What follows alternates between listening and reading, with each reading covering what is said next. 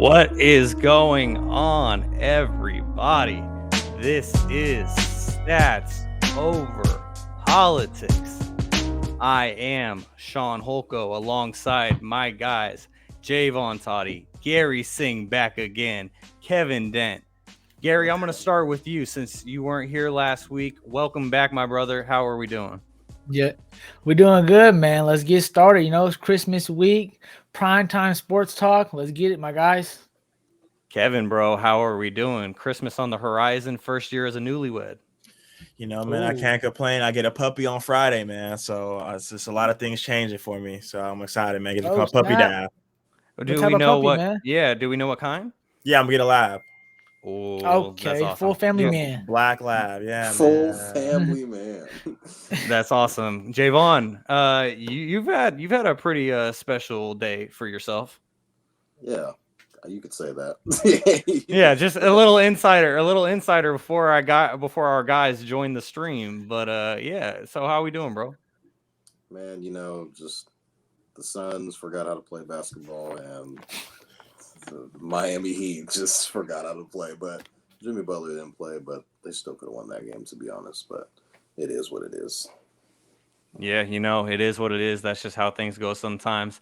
And just want to say what's up to some of our loyal listeners in the YouTube stream. We got our guy James. What's up? Julian even showed up, even though his Cowgirls got beat by Dougie P in the Jags. Dougie P.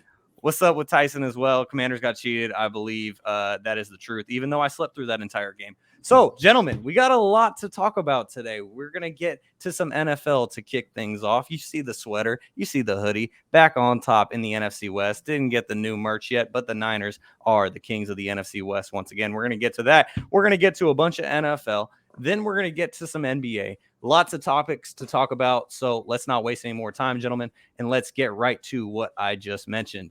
The San Francisco 49ers won the NFC West.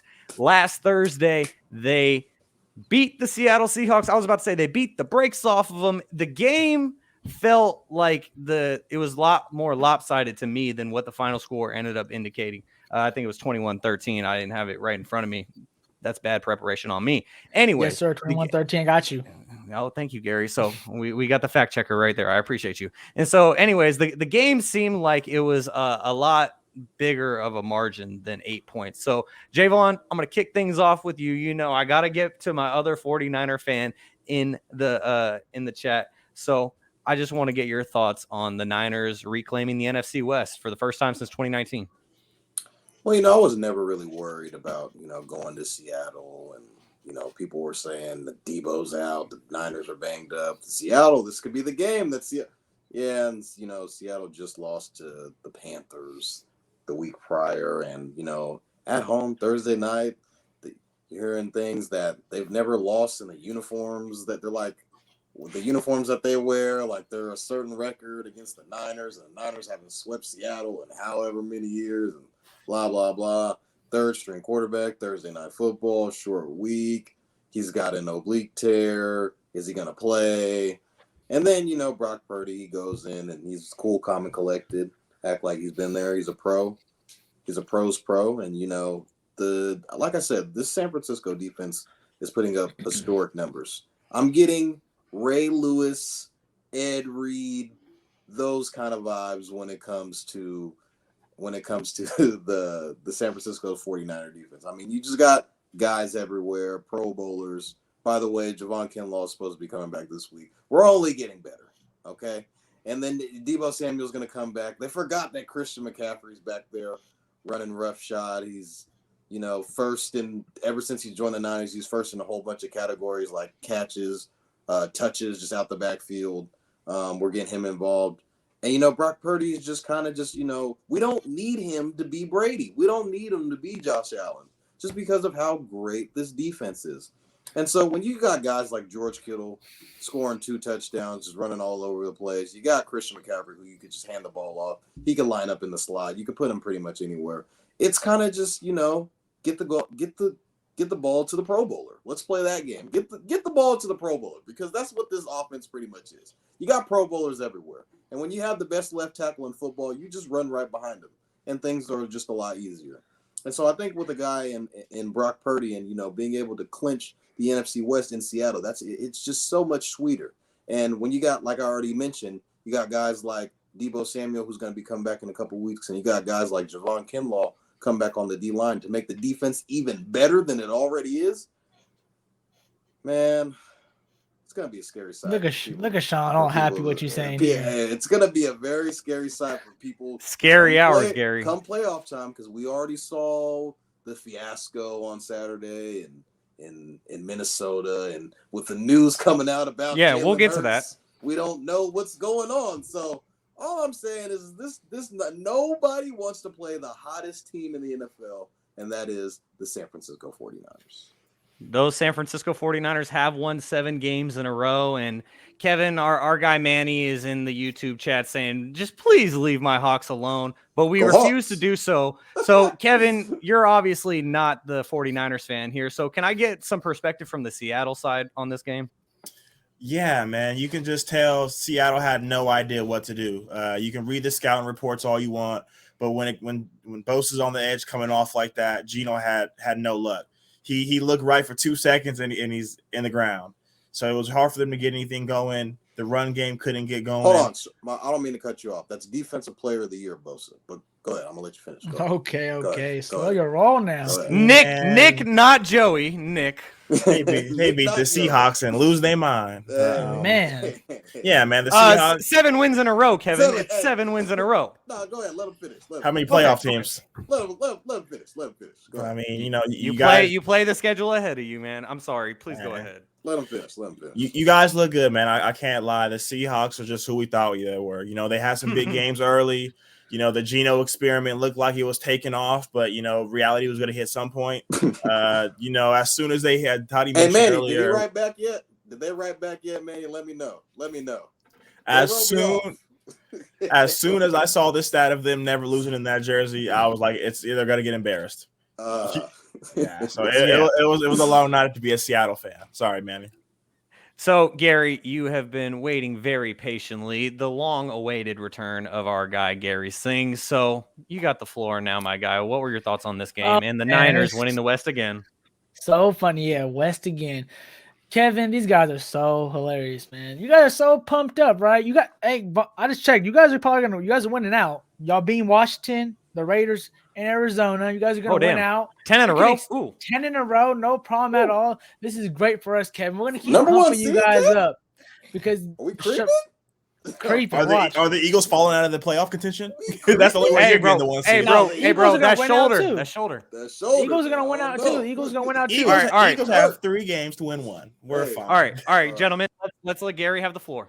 No, it's good. But it's funny, though. Vaughn said something particular, and he took as a positive, but I'm taking totally as a negative. He said that all we got to do is give it to the playmakers. But at some point, it's going to call for the playmaker to be Brock Purdy. He's going to have that 2-minute drive. He's going to have to maybe make a comeback. He's going to have to be the guy. And I would say about 99% of the time in the playoffs, that's what it comes down to, if you have the guy or not. Only a few times in this league we have seen guys go far distance like a Joe Flacco, or the quarterback's not doing great. We've seen like Colin Kaepernick get there. We've seen other guys. We've seen so many players get there, but winning the whole thing is a different thing. It's a different animal. And you can see in the playoffs, if you're down a little bit, I don't know, guys. I don't know if Brock Purdy, I haven't seen enough from the rookie yet. We haven't seen enough from the rookie yet to prove himself, to come back in that moment. I haven't seen a 2-minute drive yet. I haven't seen any pressure put on him yet. So as soon as that pressure hits, that's where we're going to see if the 49ers fold or not. But it's looking good in your guys' favor. I still would bet against it, though. I would still bet against it. Smart man. And that's a very fair point. It's an extremely small sample size, and I just want to agree with our guy James in the YouTube chat. It is good to have you back, Gary, even if you're disagreeing with us. And so I just want to tell a really quick side story. So I went to dinner with my mom last Thursday, and we were watching the 49ers game, and there was a 49ers fan there having a pitcher of beer to himself, and he was watching the game. And I ended up chatting with him at the end of the game, and he was telling me that he would rather have Brock Purdy over Trey Lance or Jimmy Garoppolo. And you know why he said that? He said because Brock Purdy has proven that he can stay healthy. And I said, my man, he has started 2 games. Trey Lance has started 2 games, actually 3 games. And then he got hurt in the 4th game. And so I was like, I love the enthusiasm. But, man, it's a tiny sample size for Brock Purdy. Gary, I agree with you. You know, we are on the Brock Purdy hype train, BCB, if you know, you know. But, you know, it's a small sample size. So I agree with you. Jaevon, do you have a response to anything that Gary or Kevin said? Well, I mean, you know, he said Brock Purdy's going to be able to have to make plays. Well, you got guy. We're leading. Like, I think we have like one of the most Pro Bowl selections. I'm just naming guys, man. The defense is stacked. You got Mooney Ward locking up DK Metcalf. Got Dre Greenlaw about to fight and all this stuff. When you got Talanoa who funk. I'm just like, there's just guys everywhere, man. So I'm saying this defense is number one. There's no doubt about that. There's no guys. I'm just saying it's going to be the main tough. guy is going to be that quarterback guy, Devon. It's going to be the main guy. Okay, so let's just Brock Purdy is not the best quarterback. If you just go based off quarterbacks, let's just go based off the playoffs. Is he top 10? Top 15? Is he top 15? No. All right. Jalen Hurts, Brock Purdy. I'm going with Jalen Hurts, obviously. Brady versus Brock Purdy. Brady. Dak Prescott, Brock Purdy. Oh no! Julian, you better be in the comments. You would say Dak. Okay. All right. That's what you would think you would say, right? But am I so sure? We'll wait and see. But for now, we'll say Dak. And then just keep saying that. We'll wait and see. That's the main thing. And you look at Daniel Jones, Brock Purdy. I'm going with Brock Purdy. You look at Heineke, Brock Purdy. I'm going with Brock. Okay, now, so the point. What I'm trying to get at is saying it's not Brock Purdy versus Jalen Hurts. Jalen Hurts has to go against our number 1 defense in the league, and Brock Purdy. Well, I keep telling you guys, he has to get the ball. Oh man, he has to get he has it so tough when he has George Kittle, Deebo Samuel, Brandon Ayuk, and Christian McCaffrey. So what I'm saying, it's get the ball to your playmakers. Kyle Shanahan has a system in place to where he doesn't have to make it hard. He's making the easy look easy, and Brock Purdy's no doubt. But when the time calls, we're going to see when they're down by 2 touchdowns and can he make a comeback? I don't see that just because our defense is going to keep us in any type of game. All right, we'll see. Okay, so before we move on, because this is Stats Over Politics, Gary, I have a stat for you. The 49ers have allowed 17 or less points in 7 straight games. They had done that twice before or better. And that last happened in 1984. It also happened in 1981. So in 1981 and 1984, the 49ers had 8 straight games allowing 17 or less points. Coincidentally, They won the Super Bowl in both of those seasons. Oh, who was the quarterback then? Please don't forget that. Hey, man, that was Joey. It was Joey. Then. It was Joey. There was Hall of Famers on that team. Y'all got some Hall of Famers on your team. Hey. Exactly. Hey, but y'all gonna win the whole thing. Hey, man. I don't know, man. Kevin. Don't let these guys keep going. Hey, man. I just want to get to a couple of the YouTube comments. Because our defense is the best in the league. It's historic what the numbers that our defense is putting up. So that's why I'm saying we have a chance. I'm not saying our quarterback is better just outright than any of these guys. Like, I'd rather have a Jalen Hurts, obviously, than a Brock Purdy, just because based off of his sheer athleticism, arm talent, he's a pro's pro. But at the same time, what I'm saying is all of the talent, what we've been able to build in the Kyle Shanahan era, just from top to bottom, defense to offense, our team is stacked. So it's hard when you have that much talent on your team to fuck it all up and not be able to lose and win games. When our defense is putting up historic numbers like this, it's going to be hard to pick against us just because of the way that we play. Our defense plays, we fly to the ball, and we're very, very physical. And so what I'm saying is all Brock Purdy has to do is manage the game. And that's what y'all don't have that many weaknesses, but the only weakness we do see is the quarterback, and that could be the biggest weakness. That's all I'm trying to say. But from what you've seen him, what weaknesses have you really seen in the 3 games that he's played? He hadn't had to do much, Vaughn. Everyone's saying anyone can step in this system. We don't need him to do much. And so I want to get to some of these YouTube comments before we get on to our next NFL segment. Tyson thinks, Jaevon, that you're out your mind. He said that when you were listing all the different quarterback comparisons. Julian wants you to know that it's been 3 games. We appreciate you still being here, Julian, despite the fact that your Cowboys got absolutely worked. Oh, we're going to get to the Cowboys. Kyle, he makes a great point. Kevin's brother, he says Purdy gets carried by a good system. He's solid, though. James wants everyone to know that Dak is cheeks, apparently. Manny knows that it was Joey M that led the 49ers to the Super Bowl. And apparently the 49ers haven't played another good defense, according to Tyson. So there it is. Guys, now let's move on to Kevin's team. That is the Philadelphia Eagles, who won again. However, Jalen Hurts is hurt. Sorry, I had to. Jalen Hurts sprained his right shoulder, which happens to be his throwing shoulder. Unfortunately, he is not Michael Vick. So, Kevin, I just want to get your thoughts on this because apparently he could miss up to 2 weeks. He could miss the game against the Cowgirls this week. And apparently Vegas already thought that the Cowboys should be favored. And now that Jalen Hurts could miss this game, the Cowboys are favored by nearly a touchdown. So, Kevin, I just want to get your thoughts on the injury and the upcoming game this weekend. You know, man, to see him go down and get back up showed a lot of fight. He was able to still throw the ball around, which was a good sight to see. Moving forward, he doesn't have to play for the next 3-4 weeks. Honestly, please don't. We have everything in the bag. I 100% believe in Gardner Minshew. We play the Cowgirls, the Giants, and the Saints. He can get one of those wins. And honestly, I know we've been talking about the Brock Purdy show, but I definitely see Minshew going in and stepping into that role. We have Minshew mania. We have the best offensive line in football. We arguably have the best wide receiver duo in the league. Arguably. So we have the number 1 defense. I know Toddy comes on here and just runs in mouth and talks, but I'm gonna give you guys some statistics. So the Eagles are first this year in pass yards allowed, sacks, and takeaways.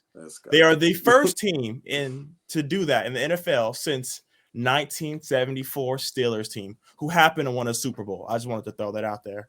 Let's get it. We are on the roll to having 4 guys with 10 sacks. You want to talk about our dark horse defensive player of the year? It's Hassan Reddick. Jesus Christ. And we do it by committee, and he still has 12.5 sacks, and we do it by committee. We have arguably the best defensive line in football. It's going to be real easy for Minshew to go. We just have it all ready for him, and he gets to just play the Purdy role. He just gets to be a game manager, get Miles going early, and we're just gonna keep on rolling, man. The Cowgirls, they are hurt defensively. This was the game we were waiting for last weekend, but coming into this week, it does. It lost a little zestiness to it. It is what it is, man. The Cowgirls always break apart in December. It just came early this year, so we just keep on rolling, man. We're gonna get this W on Saturday. Clinch the number 1 seed, clinch the division, sit our starters. But this game is definitely going to be personal. You know, they went out there and dropped 50 on our third string and practice squad players. Last year. So it's personal, and I wouldn't be surprised if Jalen played just to prove a point and then shut it down. So has he officially been ruled out yet? I don't think he has. Nah, bro. Don't be surprised if he plays. Yeah, so probably a toss up with a little sprain right shoulder. Probably a toss up. Yeah. I want to get this to Gary next because Tyson says that the Cowgirls are frauds. So Gary, I want to pose that question to you. Tyson's team? I'm Commanders. Yeah. So Gary, I want to pose that question to you. Are the Dallas Cowboys? I'll show them some respect, Julian.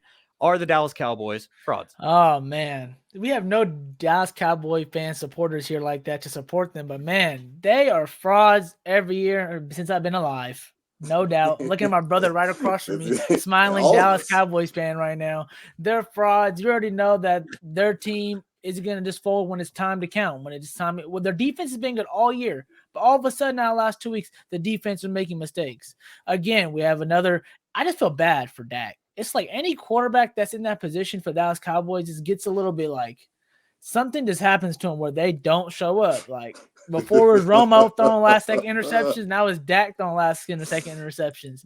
It's just ridiculous what the Cowboys do. But hey, we love to watch them. I love to see them fail. I can't wait. They're the top frauds in the whole NFL right now. Them and the Vikings are probably close to them 1 and 2. So actually, it might be the Niners. No, I'm messing with you guys. I want to hate the Niners so bad, but you can't right now. I'm just gonna wait for your guys' downfall. So I'm waiting for the Niners downfall, the Cowboys downfall, and that's what we're saying right now. But before I even move on real quick, I want to talk about the Eagles. I think Kev, they should sit him out. For sure, for the next 2-3 weeks, get them right for the playoffs. They already got home cooking. They already only lost 1 game this year. I feel like they should just sit him out for at least 1 or 2 weeks because Jalen Hurts, you want him full rested and full ready to go. You guys probably gonna have a bye week 1 anyway for the playoffs. So fire now. So I give him like 1 week rest, maybe 2. Come back for the last game. Get that rust off. And come off for the run. That's what I think they should do. It kind of sucks, though, because I feel like he might lose the MVP race now because, obviously, if he misses any type of games, it's probably going to be Patty's. But, man, I just feel like the Eagles, they're in control of their own destiny. So, at this moment, especially for the number 1 seed. So, I feel like they should take advantage of that. And it's going to be so funny, too, if the Cowboys lose to the Eagles with no Jalen Hurts. Woo, that's going to be a stinger. So, Jaevon, I know that you have a lot to say in response to everything that Kevin said. You started boiling, but Julian does make the point that the Cowboys did play with Cooper Rush the last time that they faced the Eagles because Dak was out hurt. Dak is back, but based on what you were saying earlier, it doesn't seem like that's much of an upgrade. Well, I mean, the first game, it was all hype. Meek Mill was out there walking the team out, throwing around, betting 20,000 that the Cowboys would lose and all this other stuff. But, Kev, you playing with fire now. He's playing with a little bit of fire saying, hey, just sit Jalen Hurts out. No biggie. 3 weeks. So, hold on now. Hold on. You sure you want to do that? When you got teams like the Niners, Vikings, creeping up, maybe. Now the Vikings, I'm not too sure about them. The Vikings, I think that they're just frauds all the way around. We'll get to them. I think if Jalen can play, I would play him, just because Jalen obviously gives you the best chance to win. Gardner Minshew, yes, he's had some sparks, some moments. Jacksonville, yeah, but he's a backup for a reason.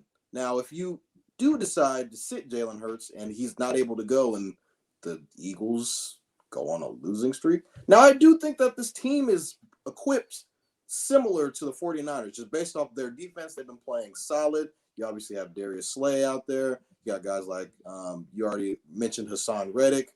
I mean, they have a very great team. Like, they got Batman, the swole Batman, and they got the skinny Batman. I mean, arguably the best wide receiver duo in the league, and A.J. Brown and Devonta Smith. So, like I said, this team is equipped to, go on a run. But I think what makes their engine run is their run game. Miles Sanders, Boston Scott. You got, what's the other running back's name, Kevin? Kenneth Gainwell. Gainwell. And Jalen Hurts. He had 3 rushing touchdowns, 300 yards passing this past game. So I think what makes them go is their run game. When you take that away, they become one-dimensional, I think. So I think if Jalen Hurts can go, I would play him. But if you are playing the Gardner Minshew show, I think you're starting to play with fire a little bit. And we don't know the extent of the deep dive that the Eagles could fall into. If they do go on this road and the next 3 weeks, it's going to be the Gardner Minshew show, and they kind of have to rely on him to win them games. I'm not sure if they can close the season out. Now, you might be able to get a win out of that, but if they lose 2 games, they will still be the number 1, number 2 seed. Who knows? Number 1. There's no But way. my question is you say if Jalen Hurts can go, what is your definition of can go? Because this is the NFL. Guys play through injuries. Yeah. Guys shoot themselves up with painkillers just to numb it for 4 hours. He hasn't even been ruled out, so we don't know the extent of the injury. We just know that he sprained his shoulder, so we don't know if he's able to play or not, and we don't know the extent of the injury. Yes, and obviously we're not going to be there in the locker room, and we're not going to be finding out whether if Tyrod Taylor gets his lung punctured before the game. But Jalen Hurts, if he is at a point where the injury is bad enough that he needs to seek some type of painkiller, would you say that's the point that he needs to sit out? Because the Eagles, okay, so Kevin, I'm going to throw this to you, because what's your definition of can go? If he gets to that certain point that I was describing, does he need to sit? I mean, Kevin, I know earlier that you were saying that you wouldn't mind him sitting. So what's your definition of can go? Honestly, I think it comes down to you having to protect the player from themselves. We have bigger aspirations. Gary or Toddy mentioned that, he might fall out of the MVP favorite. We don't play for little awards. We play for the big one at the end. So you just have to save yourself from your player. Of course he's going to want to go. Of course, like you said, they're going to shoot themselves up. They're going to do whatever they can to play. But you have to think down the road. We have 3 games off. We have 3 games in a row, and then we have 2 weeks off because, that's what the 1 seed does. They sit at home and kick their feet up. So he'll have some extra time to rest. There's no reason to go out there and further injure himself. And, you got to look at examples like Lamar Jackson. You got a big payday coming up. Do you really want to go out there and further injure yourself? Yeah, Kevin, that's a great point. Go ahead, Gary. I was saying Kevin basically said the MVP trophy is a piece of trash. Hey, man. This means something. It'll be good for his validation for him. So you know what I'm saying? So he's proven it this year, though. Jalen Hurts. I don't even think the MVP will really validate him. That's what I'm saying. I think Jalen has kind of already proven himself. Being but it's always good to have some hardware, man. Legacy wise, come on, y'all. We know that. Lombardi. He has a crazy story. Just being the guy at Alabama and then getting benched for Tua, and Tua wins the national championship, having to transfer to OU and go there, and people kind of doubting him coming out of college. And then Carson Wentz kind of being the guy, and they draft Jalen Hurts. Doug Peterson did. And then, the Carson Wentz thing kind of spiraled out of control. Jalen kind of stepped up and was just handed the keys there, and he kind of just worked his way up. This is his 3rd year now. So it's kind of like you saw him where he was, and then in his first full year of starting, they made the playoffs. You got to give it up to him. And then in his 3rd year, this is technically his 2nd year starting, he's in the MVP race. So you just see the levels that he's progressed. And I don't think the MVP really kind of validates him. I think he's just one of the top quarterbacks in the league. You got to put him in the conversation now. I help him out. Go ahead. Yeah, Shaun. most definitely. And I just wanted to say that I always appreciate Manny in our chat because he always makes a lot of great points. And this one that I want to read for our audio listeners who can't see it on the screen, he said, "You will know how good a defensive team is if they can win with the backup. The 49ers, they are currently 3-0 with Brock Purdy, 2-0 as a starter. The Cowboys with Cooper Rush were 3-1, and both teams have great defenses. However, I will say that Dallas Cowboys defense is looking extremely vulnerable lately. Love my guy who went to Sac State, and then he went on to Fresno State before getting drafted in the 5th round by the Cowboys. Deron Bland is out there playing cornerback for the Dallas Cowboys. He's playing well, but he's a rookie 5th rounder, and that is the best that the Cowboys have to put out there right now because they are struggling with injuries, and that defense just wasn't what it was." For just one more thing with the Eagles. Like I said, the Eagles are equipped because they have, similar to the Niners, they got Pro Bowlers. You got A.J. Brown. You got Miles Sanders. You got Devontae Smith. So I'm saying but the way that their team is set up, it's literally based on the run game. So the run, because Jalen Hurts in the read option is lethal. He can rush for 150 yards in a game. You're not getting that element with Gardner Minshew because they have two different styles of play. And the systems are different. You have the Kyle Shanahan system, and then you have, Nick Sirianni system, which is based off of a running quarterback. So that's why I think it's going to be a little bit different if Gardner Minshew plays, because you're getting a different identity from this offense. So this past weekend, we had 3 games on Saturday. We will now have a bunch of games this upcoming Saturday because of Christmas coming up on Sunday. However, the first game of this past Saturday, man, it was a crazy one. And if you're a 49ers fan, not for the right reasons. The Indianapolis Colts, led by Jeff Saturday, the guy who was just on ESPN and had never had an NFL coaching gig. They were up 33-0 at halftime on the road in Minnesota against the 10-3 Vikings. They proceeded to lose the game 39-36 in overtime, and Matt Ryan is now on the wrong end of 2 of the greatest collapses in NFL history. So, gentlemen, I mean, you guys kind of already were ready to talk about this and jumped the gun when we were talking about the Cowboys, but the overall question is, are the Vikings frauds despite being 11-3? Gary, I'm going to throw it to you first. Yes or no, and why? They're frauds. I hate to say it because I want to believe in them so badly. They got a great team. They got a lot of talent with Cooks. We already know Justin Jefferson. He's a killer. But again, I go back to the quarterback because this league is based on quarterbacks. And my guy, Kirk Cousins, always fails to show up. And you just can't. I just got that stain still remembering, because I remember that all my family members were Cowboys fans going crazy when they got the brakes beaten off them versus the Cowboys earlier this year. I got the score right here, 40-3. That was one a few weeks ago. But this team is just a little weird. Like, some games are rolling, some games are not. When they do got it rolling, they're hitting all cylinders and they can't be stopped. But when they have a flat tire, like last year's playoffs, and like with Kirk Cousins in previous big time primetime games, it's pretty much a wrap for the Vikings. So do I trust them going deep? No. Are they frauds? Yes. Do they have the potential to maybe have a crazy run? There's a potential with a crazy run with this team, but would I bet my money on it? No way, no how with this Vikings team. Kevin, are the Vikings frauds? 100%. And I've believed it since week 2. Primetime Kirk just doesn't show up in the chains. They leave him on the plane, and I don't know what's going on. But, the last 3 games, they had to escape to Mike White, and he had a chance to win at the very last play. They lost to the Lions, and then they got down 33-0 to the Colts. I believe if the the Lions and Packers were playing like they were now, I think the Vikings record looks a lot different. They had a lot really bad slow starts. So the Vikings were able to get so many games ahead in the division. It was kind of pointless. And we can still see the Packers and Lions get in there. I think that they're just not going to be able to pull it off in the end. And like Gary said, it comes down to quarterback play. And if your quarterback's not going to be able to do it, your team can only take you so far with those weapons around them. Jaevon, the last time that the 49ers won the NFC West, they ended up playing the Vikings in the divisional round, and I feel like they kind of exposed the Vikings at that point as well. So, Jaevon, are you going to – because I do think that the Vikings are frauds. I've been saying it for weeks, just like Kevin. So, are you going to make it unanimous and say that you also think the Vikings are frauds? Come on, man. They're frauds, man. What are we talking about here? Primetime Kirk, man. Hey, but primetime we all getting on Kirk, bro. Man, that sucks. And 3 touchdowns. Come on now. Do it 58 times, Toddy. I expect some stats. Hey, man. They went on a run. But can we look at this Vikings offense? You got Dalvin Cook, Adam Thielen, Jettis, my top receiver in the league, if you guys looked at my list, TJ Hawkinson.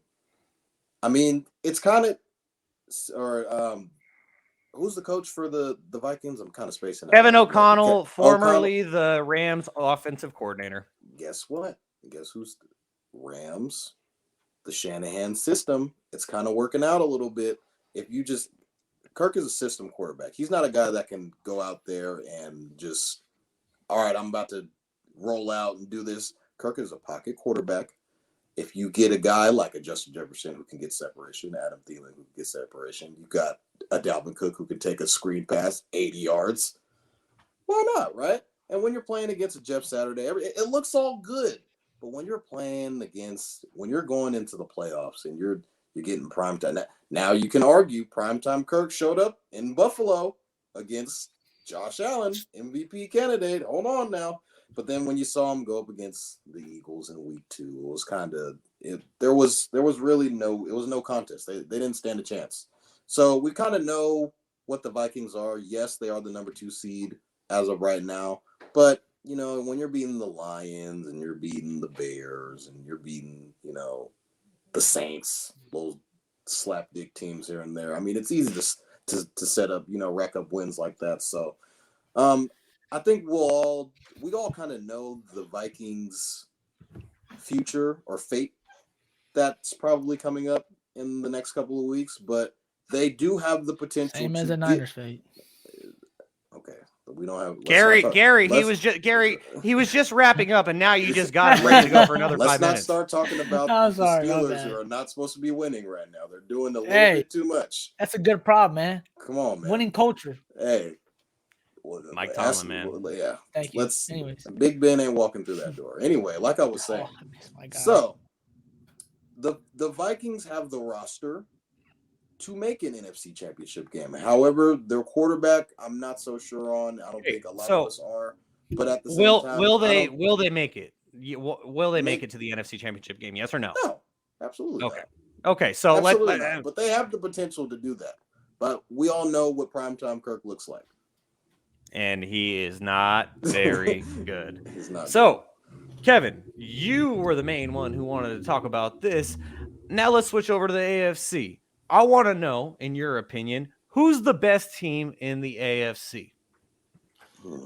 It's got to be the Bengals. Ooh, okay, we're gonna have a conversation. It's got to be the Bengals, man. Joe Burrow, started off having, I think he threw Gary, 4 or 5 picks in the first game, and everyone thought it was a Super Bowl drought, and it was all this Jamar can't catch, all this nonsense going on, but crazy. In-house, the Bengals have arguably the best receiving core in football and arguably one of the best quarterbacks in football. And Joe Mixon doing what he's doing, it's going to make it hard for them to be beaten. And they already went. They went into the Lions Den and beat the Chiefs. AFC Championship. They every time they match up, it's a good game. But Josh, against Patty. Yeah, the only quarterback. Josh and Patty. I think they're a lot more one-dimensional. Everything goes through them. It's not the same with Joe. And you see when everything's on them, they force a lot of things because they have to carry the whole offense. And I don't think Joe has to do that. And I think those turnovers are going to come back and bite them. So I would have to go with the Bengals. Gary, I know you got a lot to say in response to that, but I have to go ahead, Shaun. I was going to flip it to you. I picked up on something specific that Kevin said right after we just had that Eagles segment about 10, 15 minutes ago. When I didn't actually write down the quote from the Eagles segment like I have that quote from last week where Toddy said that the Pelicans will finish number 1 in the West. Yeah, Gary, you missed that. That was pretty interesting. But what Kevin just said in the Eagles segment is he said that the Eagles have arguably the best wide receiver duo in the NFL. Now he says the Bengals arguably have core. I thought I heard duo. I think I heard duo. You can't forget about the keyboard. You can't forget about board. That's not a cop out at all. We'll hear it on the audio. Okay, yeah, I'm gonna fact check that. I'm gonna see if my ears deceive me. Okay. All right. Can you give us the definition? Core versus duo. Just well, core. I would assume a core is more than 2. Oh, okay. All right. I mean, hey, the chat, YouTube chat, let me know. There we go. YouTube chat, let me know. Did Kevin say that the Bengals it's okay. have, I mean, who has a better Kevin? And who has a better duo? Let me go ahead and fix the confusion. If I said duo, I'm sorry, Devontae and AJ. I know y'all listen to this, man. I apologize. It slipped out my mouth. Man, you ain't showing no love to he's not Boyd. But if we're going 3-3, okay, come on now. If we're going 3-3, you're gonna give it to the Bengals over the Eagles. But if we're going 2, there's a debate. All right. Yeah. All right. I just Tyreek and Waddle have something to say here too. I just forgot. Just remembering. Yeah. I mean, 2 of the top 5, goal getters in yards this year. I don't know. Hey, gentlemen, that might have to be a segment for another week. Gary, I want to know who you think is the best in the AFC. Oh man, so it's so funny. There's 3 teams in my mind that I've just been like contemplating who to take this year. It's the Bengals, who obviously are in my division, which I hate. Then we also got the Bills, who have been riding high all year. It's been everyone's preseason pick. And then, we got the sleeping Giants that no one wants to talk about, I feel like, no more. My pick, the baby GOAT, Mr. Patrick Mahomes. The funny thing is, Kevin, you're not lying. I feel like the Mahomes and the Chiefs have the Bills number, but the Bengals have the Chiefs number. But I'm going to bet on this, Kev. I don't think Mr. Mahomes, baby GOAT, is going to be losing back-to-back playoff games to the same team. I just don't think that's going to happen to him. And don't get me wrong, Joe Shiesty, he's a scary, scary man, especially with those guys like Chase he got on his team. And that defense is no joke when it's hitting all cylinders too. But I just got to go with the magic man himself, Patrick Mahomes, because you know what? Like you said, like everything runs through him, and they actually might have the best quarterback to wherever you want a pass catcher, you want to call Tyler, wherever you want to call Kelsey, you want to call him a tight end, a receiver, whatever you want to call him. I feel like that's the best connection in the league. When it's time to go, everyone knows who they're going into. Is going to big Kelsey, and it's usually a tud. It's usually a first down, and if it's not, it's Mr. Magic Man himself running around, throwing one-arm slingers everywhere. I just feel like when they're hitting all cylinders, and with the team they got, especially their coach, they got some bad taste in their mouth from that Bengals, and I thought, they're trying to get that revenge game. So it's good they actually lost this regular season game. It's because I feel like they try to get the revenge game and they put too much pressure on it. Like I know you've been watching the Kelsey show too, Kevin. They put too much pressure on it and they fumbled the bag on that one. So now I feel like when they come back in the playoffs, third time the charm, it's gonna be too hard to beat them 3 times in a row. So I got my guy, Patty Mahomes, the baby GOAT. And Bills are there. The Bills are there. Just the Bills, I just feel like I just feel like sometimes they just make dumb plays at the end. I just feel like they make dumb plays at the end. And I just feel like I said, Patty got their number. Simple. And Jaevon, before we get your thoughts on who the best team in the AFC, I just want to mention that you guys are tuned in to Stats Over Politics. This is episode number 7. Shaun Holko, Jaevon Toddy, Kevin Dent, Gary Singh. And make sure to subscribe to us on YouTube. We're trying to get those numbers up. They're climbing. We're growing. And we appreciate you all for tuning in. And just want to get to a couple of the YouTube comments. What's up, Frankie? We appreciate you tuning in. Same to you, Frankie, Judy. And Marcellus wants everyone to know that he has arrived. So, Jaevon, I just want to get your thoughts now on who you think the best team in the AFC is. I kind of thought about this one, and I'm kind of going to go on a limb here, but I'm going to say the Chargers. Oh. The Chargers, Justin Herbert has been cooking with hot grease lately. I think he's like one of the only quarterbacks to throw for 4,000 yards in his first 3 seasons. And when you're getting guys healthy, another duo, Kevin, when you got Mike Williams and you got, Keenan Allen and those guys coming back healthy, Austin Eckler's running roughshod on everybody, it's going to be tough to beat. Now, the defense is the only thing I am concerned a little bit about with this Chargers defense. They have an outstanding line. I think Joey Bosa he's back. No, I'm not sure. Khalil Mack has been playing well. Even though he's a more seasoned vet now. Asante Samuel Jr. has been playing well. He had a takeaway, I believe, in this past game. And I think if this defense can hold its own end up, I think that if the Chargers get to like the 7th seed, and it's going to be like the Bengals or they play the Chiefs, who wants to go against Justin Herbert as a 7 seed? Like, think about that. I would. Jaevon, are they the best team in the AFC? Not no wild card, not the best team in the AFC right man. now. I love the Chargers. All right. I love the Chargers. Chargers. I respect it. I love the Chargers. Justin Herbert, I think he's going to be a guy, if he gets into the playoff, just get his foot in the door. He can make plays. Kids kick, sling it. I respect that because I'm going completely chalk, and I'll keep it quick. I think it's still the Chiefs until the Chiefs get knocked off. Hey, like Bills everyone, Mafia is not fucking with that, Shaun. I love my Buffalo Bills, and I will always be riding with the Bills Mafia. But I'm just giving my honest opinion. Like, everyone wants to crown a new team, but we look back at the last 4 years.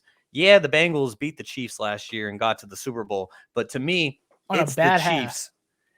Exactly. And so to me, it's the Chiefs. Everyone's always trying to knock the Chiefs off the pedestal. Coming into this year, we all thought that all 4 teams in the AFC West could make the playoffs. Now we see that the Chiefs are the only team left standing from the AFC West. Maybe the Chargers do get in. They've been playing well. But as of right now, the Chiefs are the only team from that division going to the Super Bowl. And I still think that they are the best team in the AFC because Gary was saying, baby GOAT, Patrick Mahomes, one day he will wear that crown. But until they get knocked out, I'm rolling with the Chiefs. And I just want to give a shout out to my boy Terry. Number 1 team in the AFC right now, which is crazy. Yeah, I mean, Josh Allen's injury kind of scares me a little bit. The fact that he's kind of hobbled and, I just feel like it's the Chiefs for me. I don't know about this too, if you guys think this with the Bills, but something about the Bills playing in the snow in the playoff time, I know it's supposed to be beneficial for them, but I also feel like their team throws around like darts around the whole field. It's going to be actually kind of bad for them. And their running game, I know they made a trade during the season trying to get the running game going. This past game, the running game was doing pretty good, but that's been one of their Achilles heels this year. They can't get the running game started. And like, Kevin said earlier, you put all the money on Patrick, you put all the money on the Bills quarterback, Allen, but who are you going to trust at the end of the day? I'm going to trust Patty, you know what I'm saying? So that's just me. All right, gentlemen. Well, now it's time to wrap up this NFL segment with some timely takes from the National Football League. And Gary, I'm going to throw it to you first because you were not with us last week for the first edition of this. You want to talk about the Chargers, that same team that Jaevon loves? I know, Vaughn, you stole the thunder, man. Come on now. Nah, he literally said everything I was going to say, but see, he chose him as the best team. Now, I was going to choose him as the sneaky team because, I got some stats. They won the last 3 of the 4 games. The last remaining schedule they got the Indiana. And the Indiana Colts that we already talked about. Jeff Sauter led team, ESPN analyst. No knock on him, but they're looking like they're going for a pick. They got the Chargers who are just really just saying, went all in, happy with the Super Bowl, and they're going to just try to refresh next year. And we got Denver. We already know what happened. That's one of the worst disappointments of this year. So I can see them winning out. I got a lot of teams winning out, guys? I got you guys winning out. I got every team winning out. Somebody got to lose here. But Pittsburgh going to win out? I got Chargers winning out. We're not winning out. We ain't winning out. Actually, I don't know. Let me look at this. I didn't look at the schedule. I did look a couple weeks ago. Don't let me get started on the Steelers. We're going to talk about them maybe, if it gets a little closer. But yeah, if they win the last 3 games, they could get 11 wins, 6 out of the last 7. Like Vaughn said, they're all gonna be dangerous in a 5th, 6th, 7th seed. And Herbert is a scary man. Like I just gotta see him in the playoffs. That's one thing I gotta see him in the playoffs. Only thing I don't trust about their team, Vaughn, Kevin, Shaun, is that really their coach. Their coach has been making head scratching plays in key moments, and I feel like until that's fixed or until that is under, let's just say, until it's fixed, really, like when your teams have more confidence, when you're making smart plays, like you can't have every season or multiple games in one season where you feel like you did mismanagement of the clock. You went for a 4th down you shouldn't have went for. Went for a 2-point conversion you shouldn't have went for. Like you can't have this many. There's so many. All these teams, even the worst team in the NFL, we all know, it's so close, the margins of for victory. So I feel like those little things are going to be able to hurt them. But man, the Chargers are sneaky. That Justin Herbert, man, is just on point, on target. We got a lot of good young guys right now. It's just hard to choose. And they're all in the AFC. All in the AFC. Yeah, I couldn't imagine. I'm not gonna lie. If any of these quarterbacks were on your guys, you guys would be down. All y'all. All Niners, Eagles, both of y'all. Come on now. Y'all know the truth. I know any of these 4 quarterbacks I just named, y'all would take all 4 of them over your quarterback. We're only talking to Kevin really right now. Yeah, you ain't talking to Kevin. Kevin, you taking Hurts? I know you're not taking Hurts over none of the quarterbacks that I mentioned. Why not? He's about to be the MVP. He's also arguably he's going to be the best quarterback. Hey man, so you talk about that hardware. All right, Kevin says taking him over Herbert, Allen, Burrow, and Patrick Mahomes for sure. He's an MVP candidate. All right. Hey Shaun, write this quote down. Oh yeah, I got you. I'll write that one down. So Kevin, I want to hear about the Jaguars and your boy Dougie P. Dude, Dougie P Magic, man, doing it all over again. I don't know if you guys saw it, but the Eagles sent the Jags a whole bunch of chili cheese. Yeah, I saw that. Chili feast steaks, man. We're showing love, man, all the way from Philly. But Trevor Lawrence, man, he's exactly who we thought he was. Over the last couple games, over the last 8 games, you can see the true Trevor Lawrence. I feel like everyone wrote him off after the first year with the whole Urban Meyer situation. They had a lot going on, but now that he got Dougie P in their offensive-minded coach, he's balling and it's showing. Zay Jones, we can man something like that, and the weapons he has around him: Zay Jones, Christian Kirk, Travis Etienne Jr. coming back from injury, and Evan Ingram. They're all arguably having career years this year, and the only thing that changed was the location and the quarterback. I honestly believe that they are going to win out the rest of the season, and they're going to catch the Titans and win the AFC South. Ooh, dangerous. Gary, you wanted to respond? Kevin, I think our first episode, that was a demo episode that never went out. Just to let everyone know, No, me and Kevin got Never a bet. Dub. The unreleased episode. The unreleased episode. My Steelers were going to have a worse record than his now Jaguars that he's rooting for. The funny thing is, I said they're going to be good, just not this year. So, hey, we 6-8, man. I know. You've been looking at that on the low key, so it's going to be pretty. I like watching them too. That's why I kind of hate rooting for them, but it's all good though. We 6-8. We all in the hunt. Come on now, we all in the hunt. Kevin is heartless when it comes to his bets, and I'll just leave it at that. I will just leave it at that. Jaevon, there was a pretty crazy ending in that Raiders game, wasn't there? Well, there were a lot of implications just on that game, outside game. There's this guy, I don't know if you guys follow, $1 Million Marco. Shout out to him. He had a parlay pending, and it included the Jags, and the Jags saved him with that pick six. With that pick six, and then I think with that Raiders game, you never really see something so ad-libby at the end of a New England game. They're always usually so tight-knit. They had a blocked punt. Just you're seeing kind of little leaks here and there, and with Bill calling the plays, and you have guys kind of taking shots like they're calling plays like a defensive head coach would call plays. Running the ball, screen passes, don't really trust their quarterback, and then they kind of let the Raiders hang around a little bit at the end. For the guys that saw that catch at the end, not at the end, but it was like one of those touchdowns where he was out of bounds, but they called it a touchdown. They were saying, what, the tuck rule happened. Let's throw the Raiders a bone here and give them a touchdown. So the final play, obviously, they just ran the ball with. If you guys just wanted to go to overtime, I just would have took a knee. I mean, that was the only logical thing to do. But they ran the ball, and the game is tied. So why are you trying to make all of this happen at the end of a game when you have, if you trusted in your team, you would just kneel it going to overtime. But then you got a guy in Jacoby Myers just trying to make a play. If you kind of see, there's like another video of like Chandler Jones who's on the 50-yard line, and he's just kind of like kneeling, or he's like kind of like disguising himself. And then he pushed Mac Jones into the earth. And then he pops up, catches. I think it counts as a fumble technically because it was a backwards pass. It wasn't an interception.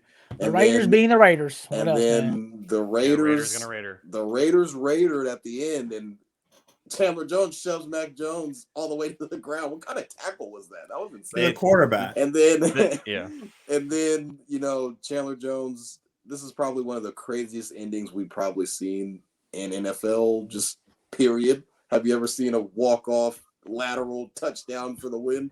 No, but yeah, the Raiders are statistically still in the hunt, but they need a whole lot of stuff to happen. And yeah, the Raiders. Yes or no? It was a crazy take. If you're the head coach, Vaughn, do you do laterals for a last play or no? You kneel it. What's up, guys? If the game is tied, yes. If you're losing, not if the game is tied. Kevin, Shaun with a fuck no. Vaughn with a yes. Nah, Kev, what bro, you thinking? You just take it OT, man. You just take it OT. The thing is, if you have a good quarterback, I don't know why we're laddering it. Why aren't we throwing a 70-yard bomb for? Well, they drafted Mac Jones, and they got the leftovers of the point 2019 NFL draft. So, or 2019? No, that was 2021. Jesus Christ, time has flown by. Brock Purdy doesn't have that moment either. Shit.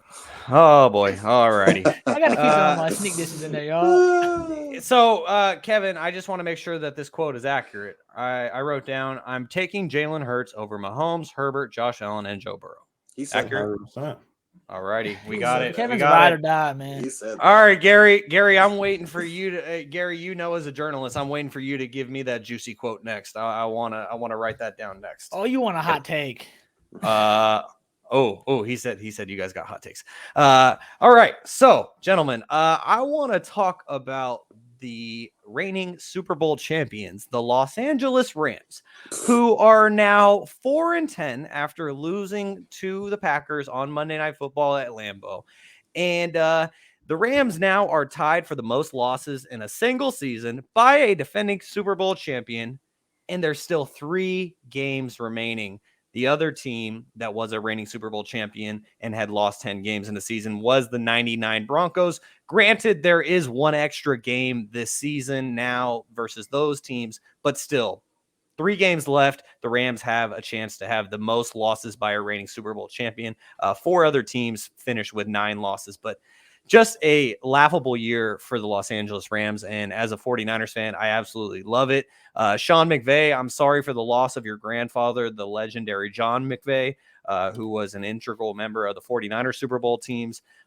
So I do have sympathy for Shaun in that case, but I almost laughed when I heard him say that this has been a humbling season for him because, like, he's the wonder kid and he's had so much greatness and so much success so far. And now he's finally experiencing what the NFL is like. And I hope that the Rams get that record for the most losses by a Super Bowl champion. Hater. no picks, and they ain't got no picks. It sounds like a 49er hater fan. That's what it sounds like. Oh, big time hater, without a Don't doubt. fuck with the Rams. He's mad at the Super Bowl. You hear this, Kevin? He wanted to pick his own rival team. See? All right, Keep Manny them- just wants keep us to them know down, that if Shaun. the It was Rams up- make the turning play, up on your grave Hey, last year. let's forget about that. So Manny just wants us to know that if the Rams make the playoffs, he's going to give each of us $1,000. So Haven't they been eliminated from Is there? playoff? I think they're eliminated. dog. they did they did get eliminated. I remember That's seeing why he's that not giving us graphic. 1,000. Yeah, very, very clever, Manny. You actually got me to $1 read. You actually got me to read your million. sarcasm. Nice job. I give Manny 1, Shaun 0. All right, guys. So earlier, our boy James, he was asking, I'm just wondering when are we gonna get Shaun's pop quiz. I even had to hop in the YouTube chat just to let him know it's coming soon. And that moment has arrived, gentlemen. It is your favorite time of the week. It is time for Shaun's pop quiz. Woo! NFC West edition. So, Jaevon, You see how I'm not happy? yeah, I do see that. Jaevon is currently at the top of the leaderboard after 5 weeks. with 4 Kevin's points. got a goose egg. Kevin has 2. Gary has 0. Hey, Gary man, I don't know why we're did making miss this a last week. topic. Hey, man, the 49ers won the NFC West, so I decided this week we're going to go to the NFL for Shaun's This pop is make quiz, look but like it's an going to idiot. be specifically about the NFC West. So I'm going to start off with, let's see. All right, Gary, I'm going to start off with you. I hate you for the Because bottom. you. Hey, Yeah. we're gonna start rotating controls now, y'all. Yeah. Yeah, Everyone has to start Gary- rotating Gary- controls. Gary Come on, Bob. needs the StreamYard. Gary needs the StreamYard at this point. All right, so gentlemen, remember that you can steal, and for our audience on YouTube and Twitter, please don't spoil it in the comments until we already have an answer. Gary, I want to know, and Gary, I'm keeping my eyes on you because Gary loves to cheat. It is well known. I just want to know, That can was you one name time. one of? That was one time. All right, well, can you name one of the 3 teams that used to be in the NFC West? Oh, was it the Chargers? Tough. So what's your final guess? I think the Chargers were. I think I'm gonna go with the Chargers. I think I'm gonna. You're gonna go with the Chargers. Unfortunately, the Chargers are not correct. Hey, man, I'm trying to make sure it goes this way. All right. So Jaevon, Kevin, do either of you want to try to steal? Go Oh, ahead, yeah. Kev. It's the Rams. No, used to be in the NFC West. Oh, the Falcons. The Falcons used to be in the NFC West. Okay. Do we count his first guess? No, I no. misheard you. Obviously, Okay, they're in the okay. NFC Yeah, West. All right. All right. Just making sure. So what was your official guess, Kevin, for the steal? The Falcons. Yeah. The Falcons, ding, ding, ding, are correct. There we go. Actually, 3 teams that are currently in the NFC South used to be in the NFC West. The Falcons, the Carolina Panthers, and the New Orleans Saints, interesting enough. So Kevin gets the steal. I'll drop down the leaderboard. It used to say 2 for Kevin, but I got to edit that before I put – hold up. Kevin, I got you. Let me just pop that back up there. Oh, look at that. All right, Kevin now has 3 points. Gary still has a goose egg. Okay. This game is for you're supposed to get the least amount right. I thought that was the goal. Hey, bro, this ain't golf. This ain't golf. This isn't golf. All right, so next question, Kevin. Kevin, this one's going to come to you, and this will test to see how well you've been paying attention to the NFL over the last decade or so. Okay. Kevin, I want to know, how many NFC West titles have the 49ers won since 2011? Just take a guess. 2011. Let's go. By the way, James got our answer right. Let's go 6. He looked it up. Oh, James Howell did look it up. Okay, so Kevin, you're going with 6. Unfortunately, that is incorrect. The answer is 4. The 49ers. Why did you let me steal it? I know. Sorry. I was gonna guess that one too, so Shaun. sorry. I'm not gonna lie, Maybe bro. next time. That's so, Shaun. I'm not gonna lie. I swear to God, I heard that today. A stat today. I'm I so literally sorry. seen this stat today. I'm I like, literally you only seen this got stat 2. today. I'm so sorry. I'm so I was gonna go sorry. like this. I was waiting for Kevin to mess up first. My bad. So okay, hold on. So Gary and Jaevon, I'm gonna give you guys a chance to redeem me for not asking you guys to have the ability to steal first. Gary, I'll give it to you first since you were so confident. Can you name the 4 times that the 49ers have won the NFC West since 2011? We've already talked about 3 of them in today's show. Oh yeah, I know. They won last year, so 2019. No, not 20. What year are we in? I'm thinking when COVID still. I did the same thing earlier. Okay, so what's your official guess? 2021, 2020, and was it what year was that? 2012. Okay, that's incorrect. Jaevon, do you have a guess? Not this year too, but yeah. Yes, well, that was still incorrect. Jaevon, do you have a guess for the 4 NFC West titles? This year, the Super Bowl year.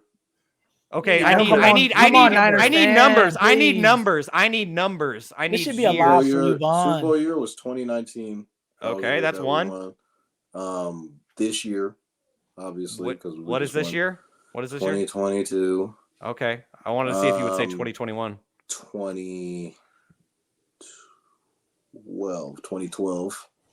That was okay. One more. That was the year we went to and then I want to say we won it in 2013 as well. Oh man, see that was the fun part of this trick question. It was actually 2011. 2011. Damn. 2012. 2019, 2022. Wasn't 2013 when the year we went to the NFC Championship game? But Seattle won it that year. That was 2012, and then 2011. Yeah, 2011 was the Giants' year when Kyle Williams happened. Oh my God! Tough part about this question, I ain't gonna lie. That's why I didn't get it right because I blocked it from my memory from that year. That they won the title because Seattle was there too. Like y'all both were going to the playoffs, Seattle and the Niners. You know what I'm saying? Yeah, but tough part. Yeah, that is true. But we were talking about the division titles. Yeah, that's what I'm saying. Yeah. And I apologize because the original question was how many total. So, anyways, now guys, last question. This one is going to go to Jaevon, the 49ers fan. So I would hope you get this right. Kevin and Gary. Again. Not really. Kevin and Gary, please be prepared to try and steal because I will not mess it up this time. Jaevon, I want to know, when was the last time the 49ers swept the Seahawks? That was 19. Wow. Notice how I'm keeping a neutral face to not try and give anything away. Never. Strict question. The 49ers have never swept the Seahawks. Okay, that's your guess? Yeah. Okay, that is incorrect. Kevin or Gary, do either of you want to try and steal? 2013. Gary, you were close. Okay.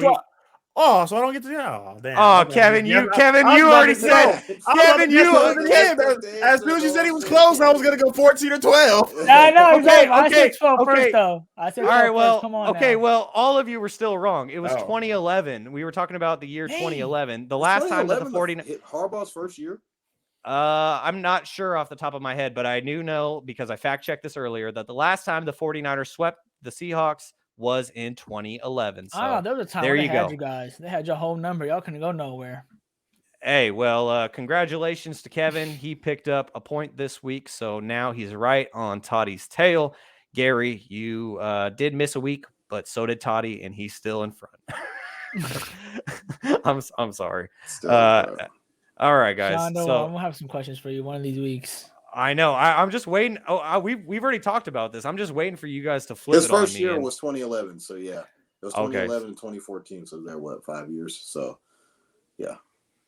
All right, so there you go. Times we were winning a lot, except that Real last great year. times, but this could be the year, Toddy. This could be the year because in 2012, man, yeah, just 2012 it hurt losing to the Ravens. 2019 hurt losing to the Chiefs. Maybe this could be the year. Anyways, I can tell that Kevin and Gary are getting annoyed by our 49er talk, so let's move on to the NBA, gentlemen. Me and Kevin were scratching our foreheads.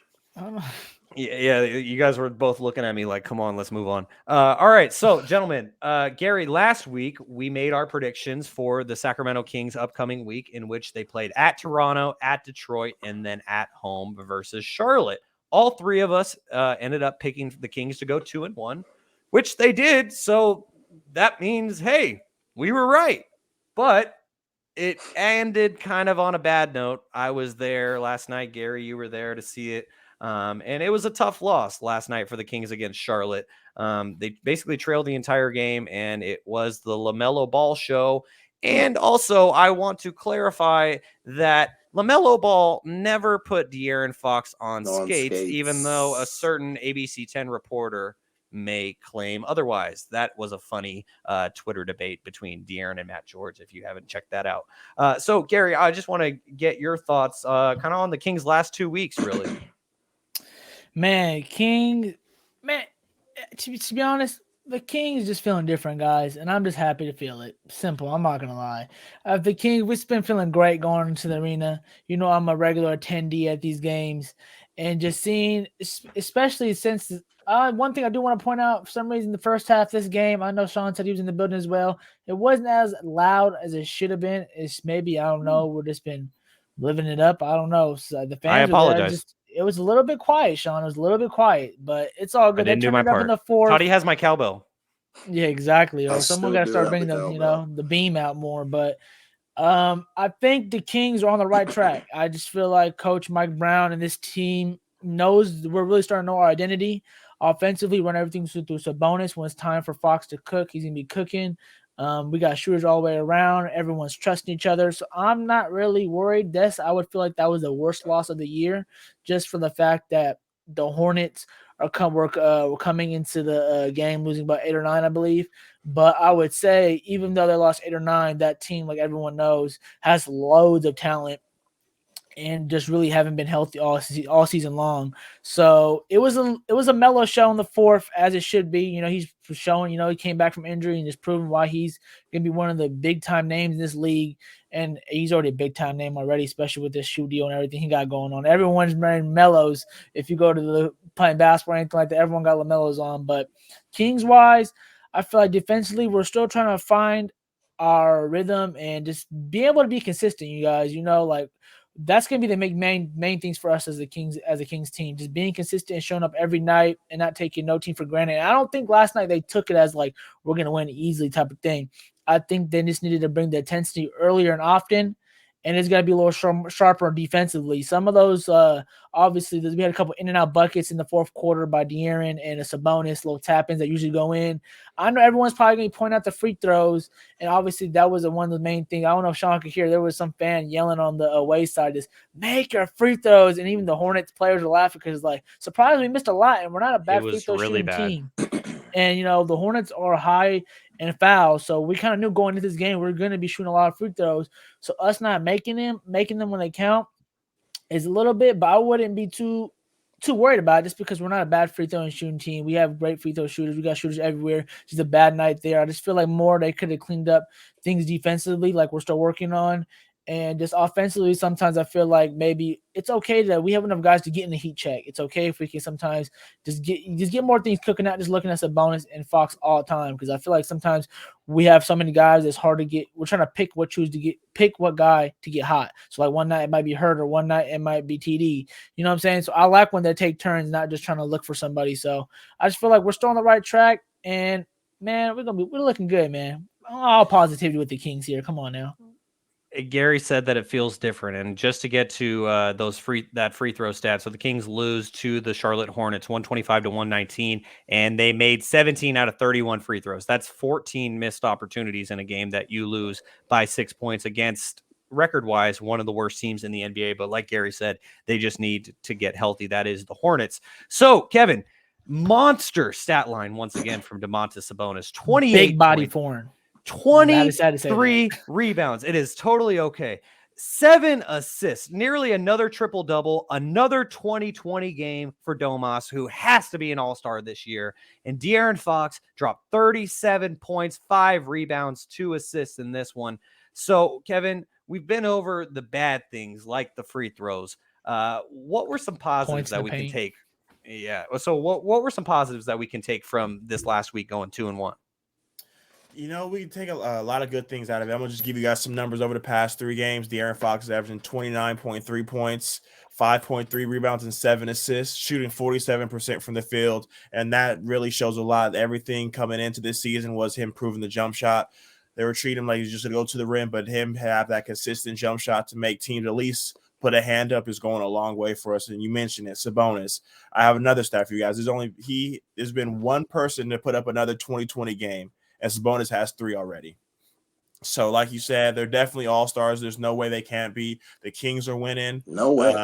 It was good to see us go into Toronto and get a W. That environment was insane. I know you guys watched that game. And then to just go into Detroit and smack up on the Pistons, I just got one question, man. Mr. Ivy, how's it snowing all them L's, man? Sucks. Must suck up there. But like Gary said, none but positive things to say about the Kings. So the Kings win in Toronto 124-123, which was unanimous among Jaevon, Kevin, and I, that we thought that would be the one Kings loss from this past week, but they end up getting that win in Toronto on one of the toughest home courts in the NBA. Then, like Kevin said, they go to Detroit. They smack up on Jaden Ivey and Marvin Bagley III and the Detroit Pistons. And then they return home after a 6-game road trip, and they lose by 6 points to the Charlotte Hornets. So, Jaevon, I know that you're a big fan of LaMelo Ball, as we all are. So what were your thoughts on last night's game specifically?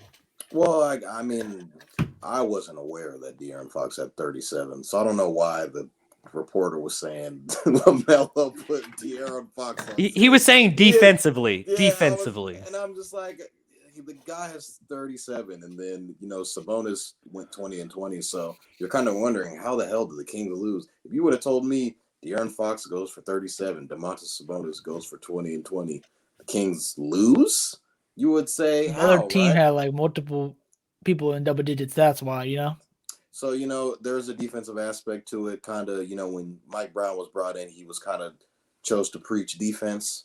And I don't think the Kings kind of showed that last night, that they weren't really able to get stops. Kelly Oubre was kind of taking over the game in some weird fashion. And, LaMelo Ball did what LaMelo Ball usually does, and that's play really great offensively. I think, the Kings could have used a little bit of help from their bench. I've kind of mentioned multiple times on this podcast, and Gary kind of objected what I said when I said, usually when De'Aaron Fox and Domantas Sabonis play, at all-star caliber levels, they'll usually win games. And then Gary kind of came back and said, hey, well, these guys can play great, but what about the other guys like Malik Monk, like Keegan Murray or Kevin Huerter? If these guys aren't playing, shooting well, getting blocking shots, Chimezi Metu blocking shots, or, guys like Namitas Keita coming up, getting brought up from the G League, these guys aren't able to, do their part, it's still going to be tough, because obviously it's hard to win in this league. And when you have 2 potential all-stars, putting up numbers like that, and they're still losing, there's a problem there. And not even losing to one of the worst teams in the league. So, when it comes down to that, and Shaun kind of mentioned being able to make free throws. I mean, they're free. if you would have just made how many points did they lose by? If they would have made half their free throws, they win the game, right? So, I mean, You always do whatever it literally comes down to just little things. Like I said, this is a young team trying to find its way to the playoffs. I mean, they're sixth in the Western Conference right now, and they're just figuring a way out how to win. You're gonna have to take their lumps as they go, but they did go 2-1 in this past week. So if they're able to stack up these 2-1s, these 3-0s, and just kind of keep being consistent, then the Kings will be fine. But as of last night, they didn't play great at home. Gary? I was just say, I think one thing I'm just happy to see, I think you guys will all agree with this. The thing that we already know they're different this year, right? It's pretty much we're already 25% in the season. If things are obviously different, it's not the same old Kings that we're used to. They always kind of prove some things in the playoffs and go on a deep run and things of that nature. But I think a great sign from our Kings team that, if you watch basketball all the time like we all do, they are showing up every night with consistency in terms of their how hard they're playing. They're not taking really any nights off. I feel like all these guys we have are hard workers, and that's something I know it's so easy to say, like hard workers, trying every night. They get paid. They should obviously be trying every night. You'd be surprised if you see some people just take some games off, just relaxing all, you know what I'm saying? Just not taking it as seriously as it should be. So I would give that head of the snake, and I feel like people always try to hurt him in the past knock him for this.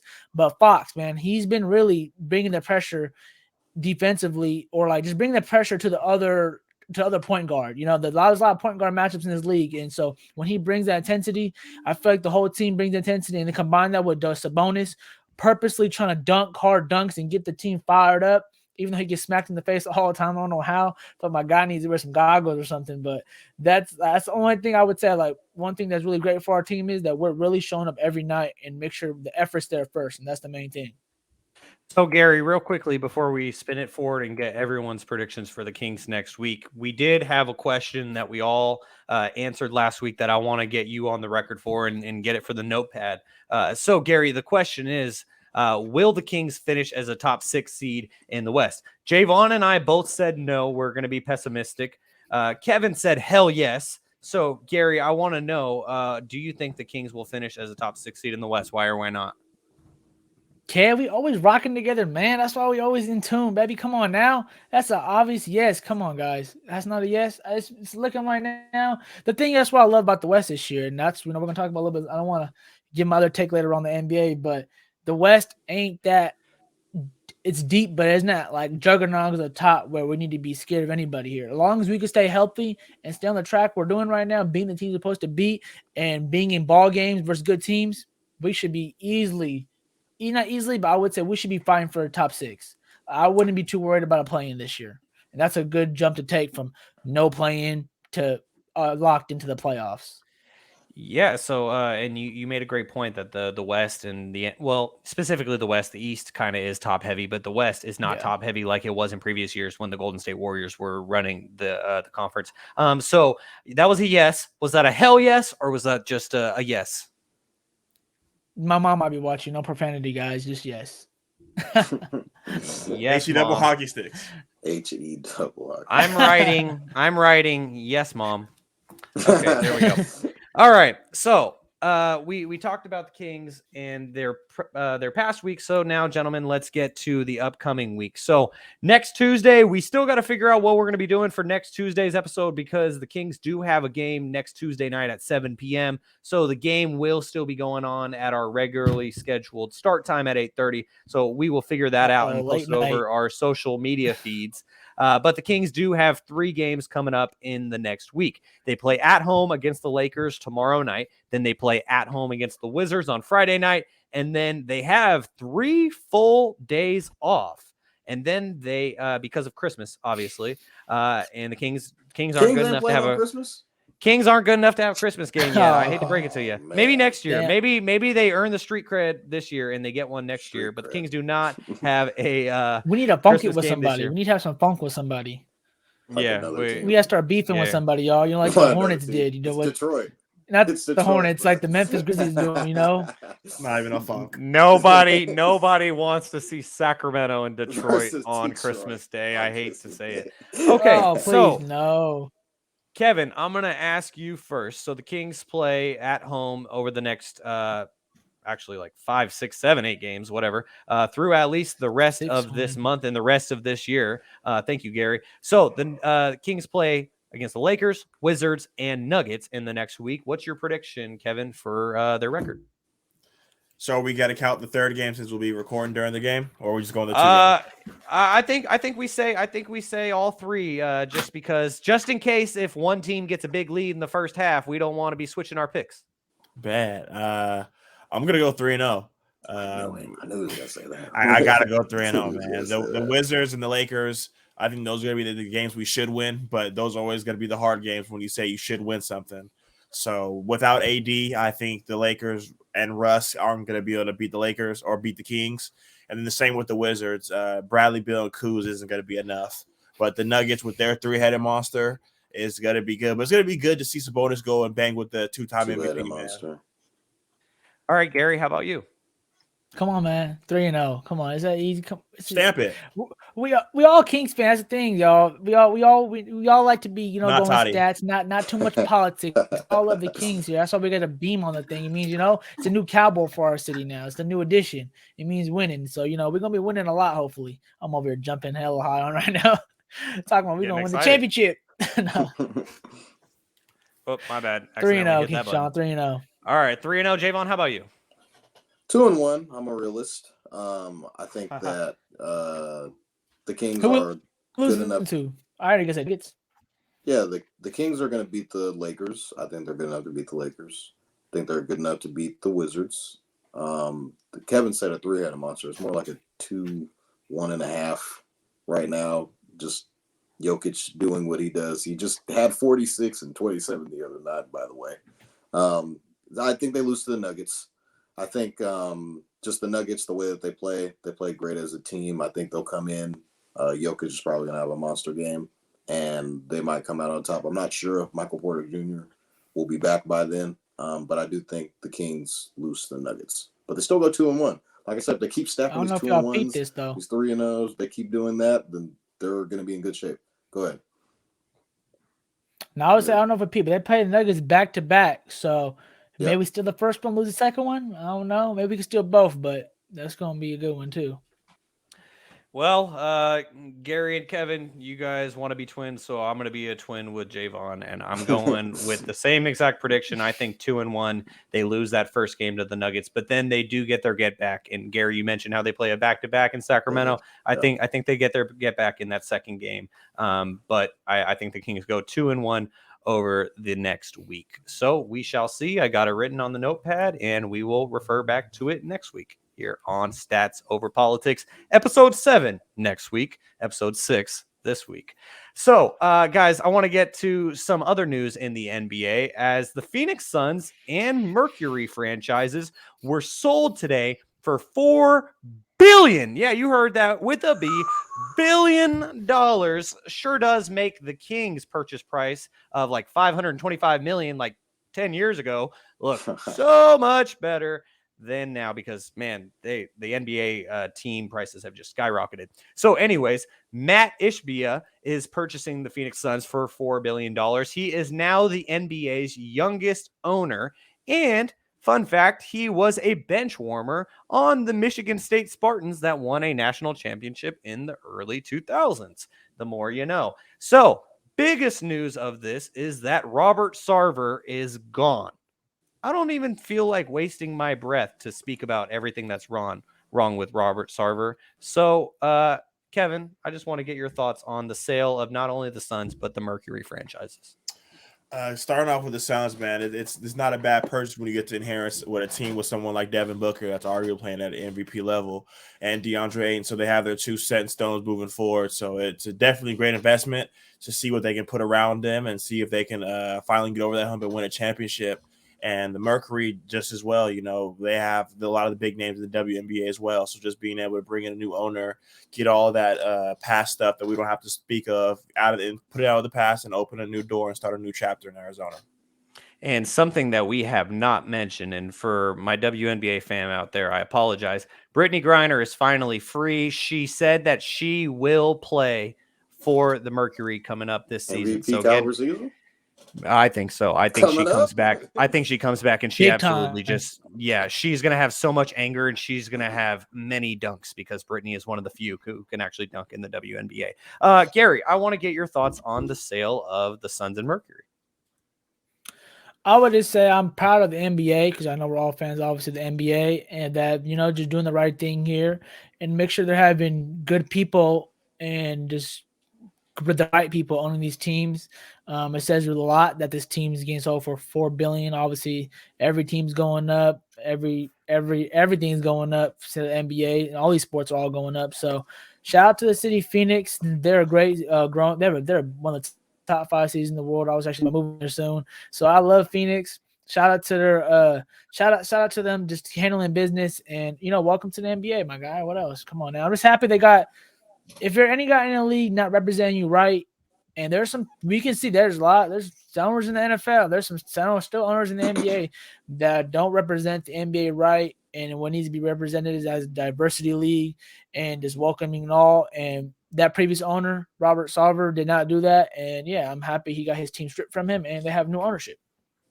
I got to go to Phoenix for the first time this past summer, and I went and covered a WNBA game, and I got to cover the Mercury playing the Liberty, and it's a beautiful arena that they got out there, and I'm happy for the Mercury franchise as well as the Suns because especially for everything that the WNBA stands for, it's nice that they have an owner that actually backs that up now. So, Jaevon, I just want you to close us out with this topic. Well, yeah, you're just so happy to see new ownership. Kind of getting Clipper vibes from this when Steve Ballmer kind of took over for the Clippers back in the day. And you're seeing the Suns getting sold for $4 billion. $4 billion. It's a lot of money.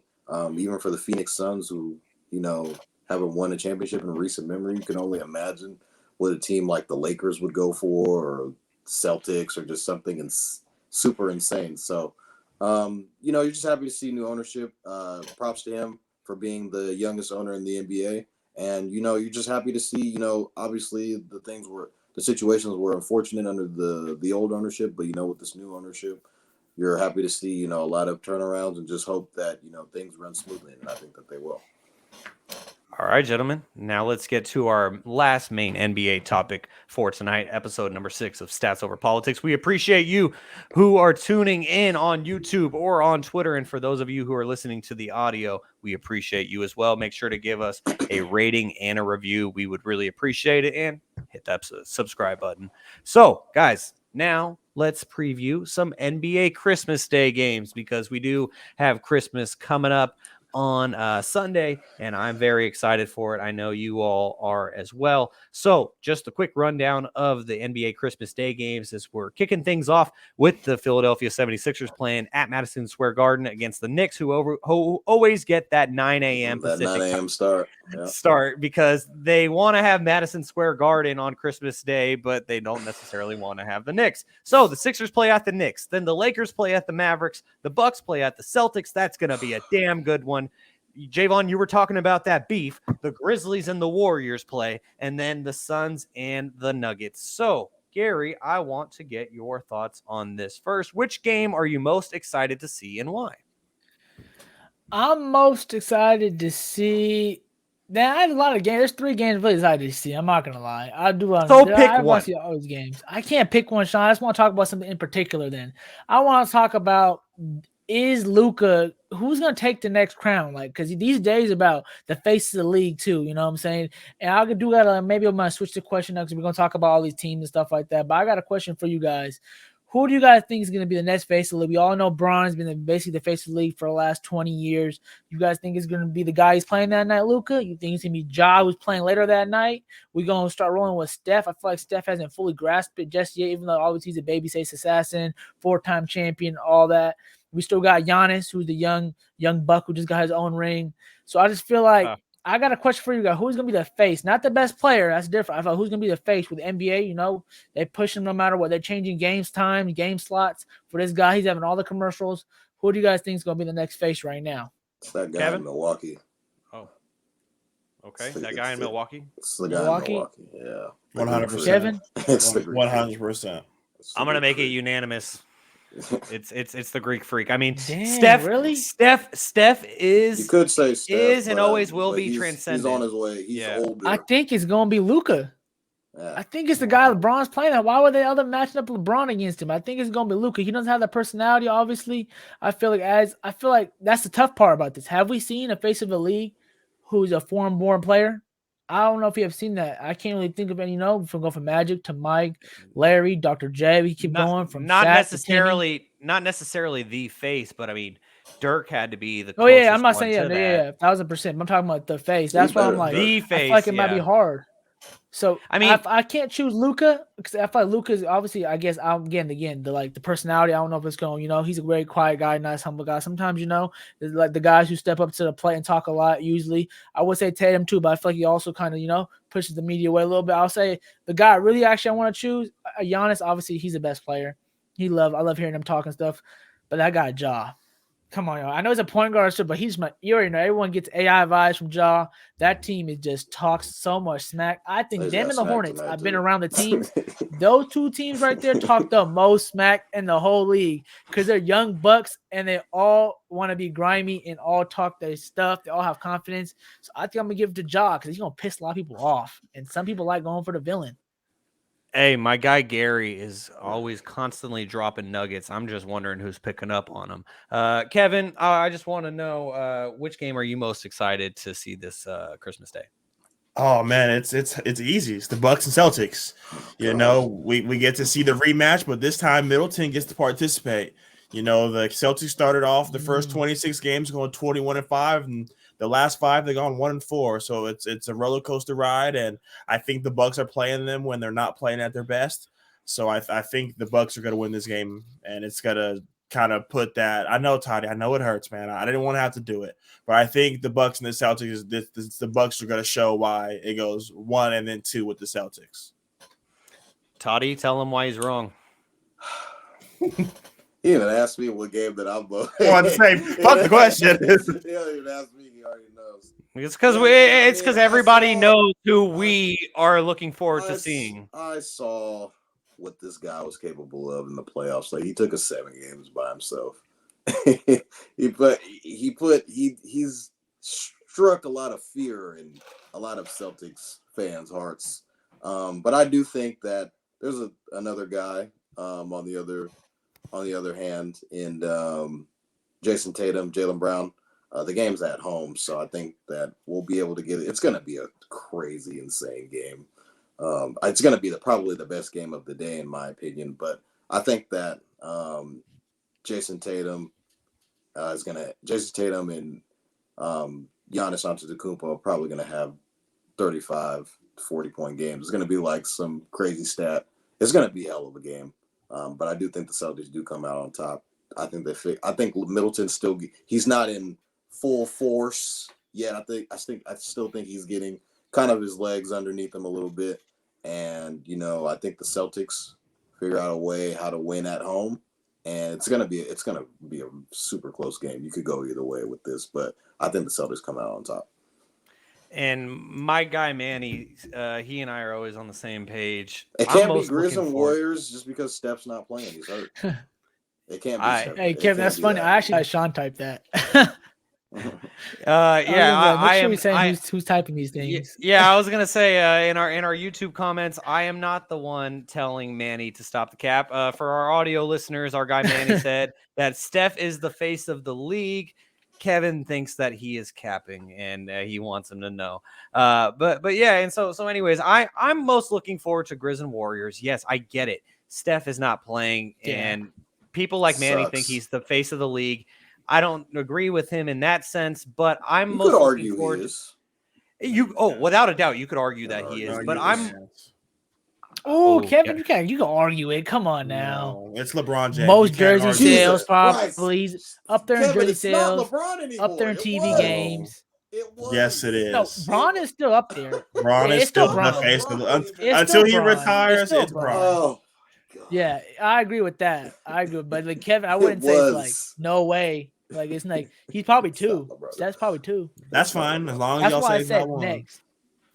It's He's kind like- of just like the Chiefs argument that I was saying earlier. I mean, LeBron has obviously done it way longer, but I mean, it's kind of like the Chiefs argument until someone takes that crown from him. Like, and I pun He didn't intended. make the playoffs last year. He's still a face of the league. Come on, He was Lou. hurt. Don, we talking about the face of the league. We're not talking about the best player. We ain't talking about LeBron the has been the champion. face of the We league talk about for however the man. many years. Exactly. Last year was That's so kinda funny. that cutoff. Hey, it's so That funny. was the cutoff of when he wasn't the face of the Lakers. league.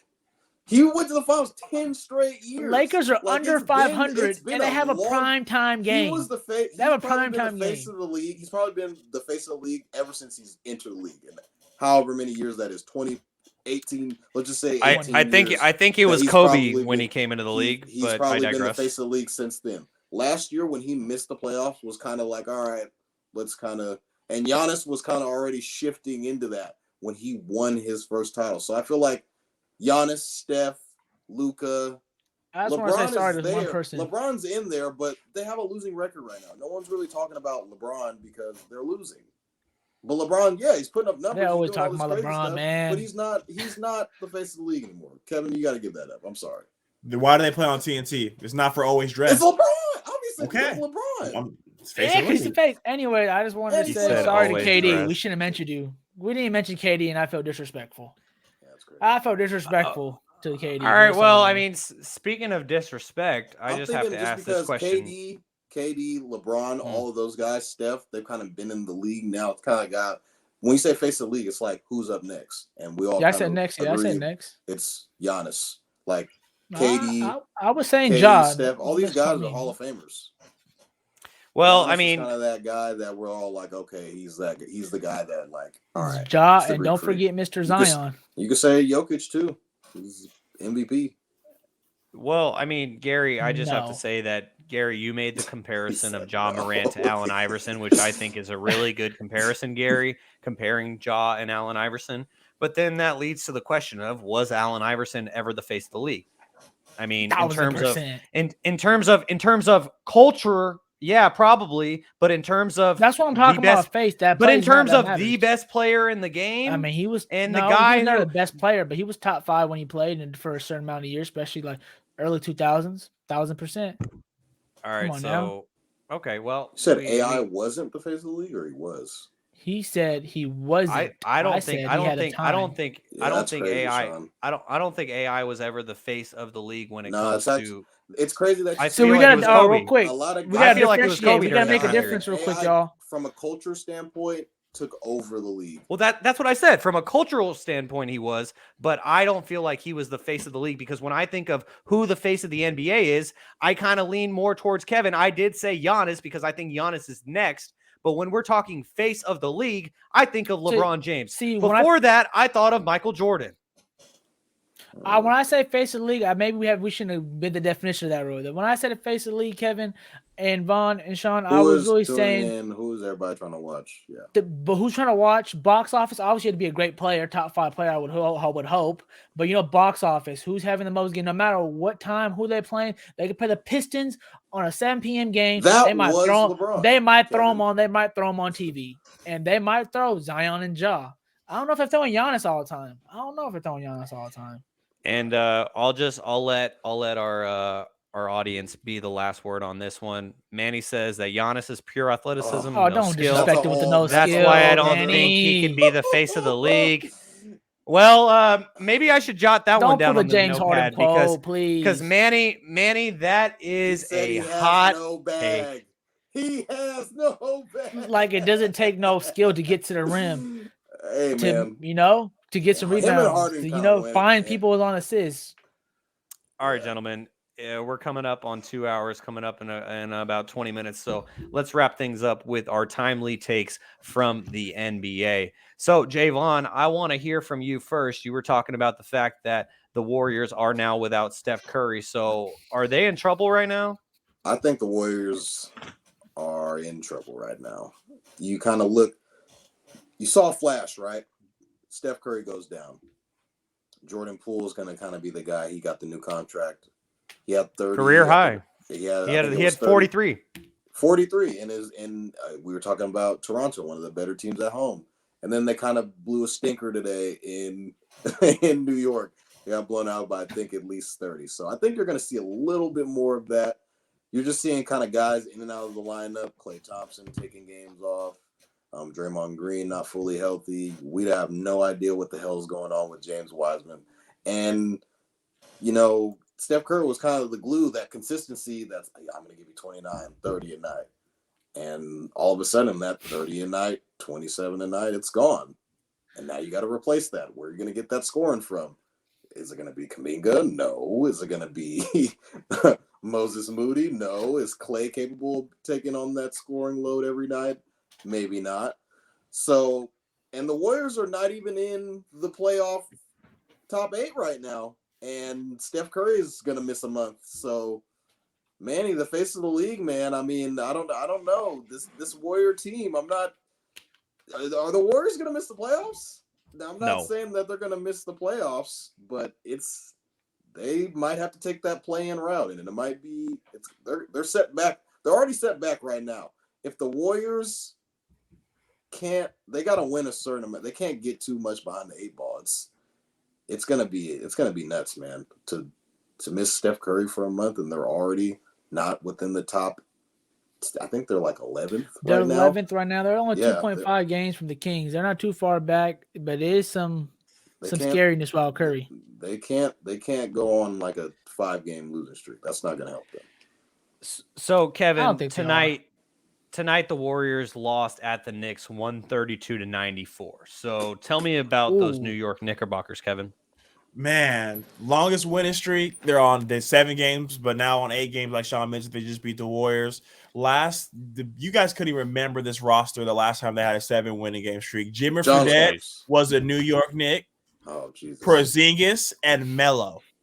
That's how long it's been. That's how long it's been. That's a hell of a combo on a 7-game winning streak. Jeremy Lin. The Knicks are doing their thing right now. They're currently ranked 6 in the East, and it really just goes to show that the $100 million man is doing his thing. We saw it early. Jalen Brunson. Okay. We saw it last year in the playoffs when Luka went down against the Jazz. He averaged 20. He averaged 28, 5 and 5, and it's just rolling over from that momentum that he had in the postseason. He's averaging 21, 7 and 3.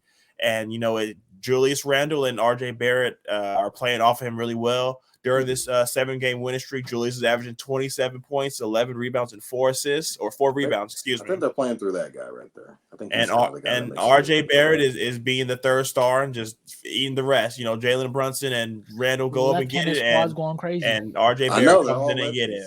So the Knicks are going to be a serious contender in the West or in the East. I don't think they're going to be a serious contender, but they can definitely float around that 6 to 10 area. So they're weirdly built like us a little bit if you think about it. Not just the left hand, just the post presence guy, slasher. They don't guys make shooters as us, but just food for thought. Go ahead. Right. Yeah, and so Gary, tomorrow, the face of the NBA, LeBron James, and the 13 and 17 Los Angeles Lakers come to town to play the Kings. So, are the Lakers going to pull the upset without Anthony Davis tomorrow night? Oh no! Don't put that on that. I'm a LeBron fan. I hate the I hate the Lakers, but I'm a LeBron fan because LeBron's gave me more happiness than the Kings have ever done in my whole life. So I'm always going for Bron. So right now, I'm going for the Lakers for a little bit. I'm not gonna lie, but my whole point was today to speak on Rob Pelinka, Mr. Pelinka. Come on, man. Bron got this many years left. What do you want this guy to do? How many points you want him to put up every year? 40. Give that man a chance. Like, can we 40? Exactly. You already dropped 40. You want him to drop a 50 point in a finals game when he's over 35? You already did that before. It's like, come on, you guys. I think Rob Pelinka, I hope sooner, better than later, makes a move. These picks, like, can't you learn from the Rams? I told you, I ain't trying to cuss, but F them picks, y'all. Come on now. Like, you guys waiting for a pick for a 7th grader? A 7th grader ain't helping Bron. He already got two little high schoolers at help, and he ain't picking them to help them win a chip. Come on now, we need an AD. We seen him when he's healthy. That's the key part. I hate AD, healthy. Man. I'm happy to see the motor. I'm really happy to see the motor, but they're gonna have to get a couple more rotational pieces for them. Like And I'm not saying that they have to make a big trade for a superstar. I mean, they can get DeRozan. He's not a superstar, but he's a really good player. I feel like they can make it work. If they can get Bogdanovich, they can get another 3-and-D guy, at least one or two guys who are solid body players. I think at this point, it's already proven that the Lakers won a championship in 2020 with a similar type team. They had like cool amount of snipers, not like actually inconsistent snipers really. Like KCP was inconsistent. He was more consistent on three, but 3-and-D guy. We obviously know Danny Green sometimes couldn't hit a three for his life during that year, but hey, I feel like if they can get more guys to help them, especially on the defensive end, and just make a few shots it's going to be so much easier because it's something. I don't know. No one's saying that no more, but Russell Westbrook's been pretty solid. I mean, I wouldn't mind bringing him back next year too for a cheaper deal. His deal is just so much money. I feel like that's really what's been hurting them. But they just need a couple more guys. Because look at the lineup they pulling out last night, man. If you ain't got two of your stars, you don't even know who the hell. You don't know who's playing. Who even gonna? They getting Reeves 20 shots. Come on, man. Reeves is like a. I love Reeves. He's a nice guy. He's a great story too. AR-15 doing his work, but they just need to get a couple more guys, and I think that's all going to be on Rob Pelinka. Like LeBron and them are showing you, we got the stuff. Just put one more, like what's his name? Eric Spoelstra, Pat Riley used to do with the Heat. Like obviously that was way like prime time, but drop a few nuggets in there. Make some guys want to come to LA for a cheap deal, and let's get it cooking. Get LeBron in the dance, y'all. They trying. They're in trade talks with everybody. Chicago, they're in trade talks with the Pacers. He's trying. And don't let's nobody pull the trigger. Come on now. I don't know if he's. See, the problem is, talking about one more last thing before I move on here. Genie is obviously putting no pressure on the man. He's in a contract year, I'm pretty sure. Or did he just get extended? I forgot which one it was, either or. But still, yeah, he's in a contract year, I believe. So, and they have not put no pressure on this man. And I don't feel like he's feeling the pressure because, Genie got his back. And I'm not trying to say put him on a negative way, but put him on a way where this LeBron, man, come on. It's like the end of his career. Let's not have a Kobe-esque. No, obviously the way he dropped left was great. RIP to the Mamba, but like a Michael Jordan-esque. These players who are 2-3 years, we still like see like they got a little bit, but it's like they ain't got time for the ring. So that's all I'm trying to say. Give him a chance for the ring. So I want to talk about the team that's up north, right next to Kevin, the Portland Trailblazers. I almost spent my time talking about Wally Zerbiak versus Tyrese Halliburton, but I'm not going to give Wally any more time than I just did right now. No clout for Wally. That's what he wants. So I want to talk about the Portland Trailblazers, who are currently 17-14, and they are 7th in the West. More specifically, I want to talk about Damian Lillard, because he just recently eclipsed 18,000 career points and became the all-time leading scorer in Blazers franchise history. Blazer ever? Best Blazer ever. I mean, there's Papa Sabonis who used to play. I love Clyde. Papa Sabonis used to play for the Blazers. Let's not disrespect Arvidas. Scottie Pippen was also a Blazer, so let's remember that. The slow late. But his career as a Blazer wasn't the best Blazer ever. To me, Greg Oden was also a Blazer too, Kevin. For 2 days. Yeah, so no, but just, man, we're not a shitting on people's show. Come on, y'all. Yeah, don't disrespect me and Kev's guy from the Ohio State University, first pick overall. You better respect that. He got drafted before Kevin Durant. That's an accomplishment in itself. So anyways, Damian Lillard, now the all-time leading scorer for the Portland Trailblazers. And not only that, he is the 3rd highest scorer in the NBA since he came into the league in 2012. Any guesses? Bonus Shaun's pop quiz. Oh, look at that. It popped up at the end. James Harden. Who are the 2 players who have scored more than Damian Lillard since he came into the league? James Harden, LeBron. All right, there you go. Gary is no longer in the goose egg category, ladies and gentlemen. That doesn't count as a point. Why y'all hating on me now? We did that an hour ago. Shaun just set it up and said it's an extra point for the show. Now they want to say no. Hey, Gary, earlier. Kevin and Vaughn was going to support me on that one. They kept quiet. Let me just say. Gary, I said it earlier. Kevin can be ruthless, man, when it comes to his bets. Yeah, he when it wants comes to keep to me his at trivia. 0. Now I see you, Kev. I see you, Kev. I see you. I'm about my And money, man. and while we're on the Blazers topic, Manny does say Kev saying Scottie Pippen is the greatest Blazer of all time is like saying MJ is the best Wizards player of all time. That's a great point from Manny. But anyways, I just want to finish off by saying that I just want to recognize the greatness that is Damian Lillard. Damian Lillard gets a lot of hate, like they were saying, and they were finally giving him his respect in the bubble, even getting Kenny Smith to go as far as saying that he was the best point guard in the league when Steph Curry was still in the league, and Steph felt some type of way about that. But let's not compare. Let's just recognize the greatness that is Damian Lillard, and let's just remember that like he's just a guy from Oakland who went on to play in the Big Sky Conference at Weber State, and now he is the all-time leading scorer for the Portland Trailblazers, and I just wanted to recognize that. I wanted to try something new, get your guys' thoughts on that later, but I just want to recognize the greatness that is Damian Lillard. So I just want to say I appreciate him. One more thing. Is he the second best shooter ever? This is another topic for another day, probably, y'all. But Clay Thompson on line one. I mean, I'm just saying he did say the other day, like he said Curry should be number 1, but I think I should be 2, and I was like. That's what we call that's what we call a topic for when it's baseball season. We'll call it teaser. Or teaser. We'll figure it out. Anyways, Jaevon, you had a final thought. I just wanted to talk a little bit about the Brooklyn Nets. They're on a 6-game winning streak right now. Kevin Durant's averaging 30.5 points a game. Kyrie Irving's averaging about 26 points a game. This team is only getting healthier. No one's really talking about them because they had so much drama going on. The whole Kyrie situation, but I think he's responded as well as anybody could have, kind of put his head down and just grinded it out. And they're playing tremendous basketball under Jaevon, and I think they're going to be the healthiest they've ever been since they've joined, I think tomorrow night when they play. And I think the league should be, talking about Kevin Durant and Kyrie Irving a little bit more, just more than they should have been. Not for all the negative stuff that they've kind of been through. But I think that those two guys are playing as good as anybody in the league right now. Gary, Kevin, any final thoughts that you want to leave us with? The question, baby. We in the hunt, Steeler Nation, since we're going to be talking about football. I think. They're not in the hunt. Go Kings, man. Light the beam tomorrow.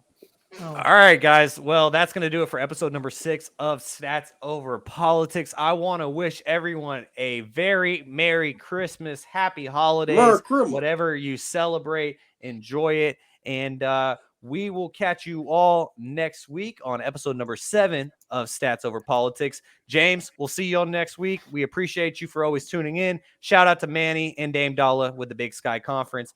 And for Jaevon Toddy, Kevin Dent, Gary Singh, I am Shaun Holko. We appreciate you all for tuning in. Make sure to subscribe, rate, and review. And we'll catch you all next week on another episode of Stats Over Politics.